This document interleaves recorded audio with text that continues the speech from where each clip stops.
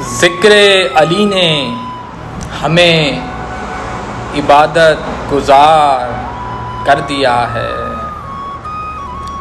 ذکر علی نے ہمیں عبادت گزار کر دیا ہے۔ ہم گناہ گاروں کو بھی جنت کا خریدار کر دیا ہے، اور خالق نے اپنے ولی کو ایسا نام و مقام دیا ہے۔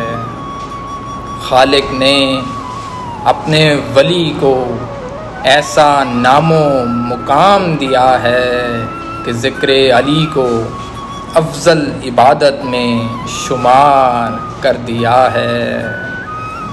اور مسلم و غیر مسلم میں تفریق تو بہت آسان تھی۔ مسلم و غیر مسلم میں تفریق تو بہت آسان تھی، مگر علی کے ذکر نے غداروں کو بھی بے نقاب کر دیا ہے۔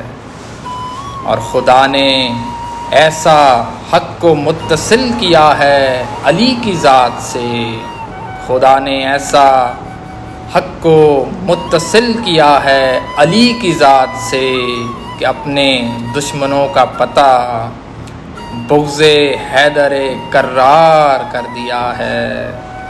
اور جھکتا ہی نہیں کسی شاہ کے آگے، میں حق پہ کوئی سمجھوتا نہیں کرتا۔ جھکتا ہی نہیں کسی شاہ کے آگے، میں حق پہ کوئی سمجھوتا نہیں کرتا۔ علی کے ذکر نے کاظمی کو ایسا باکمال کر دیا ہے۔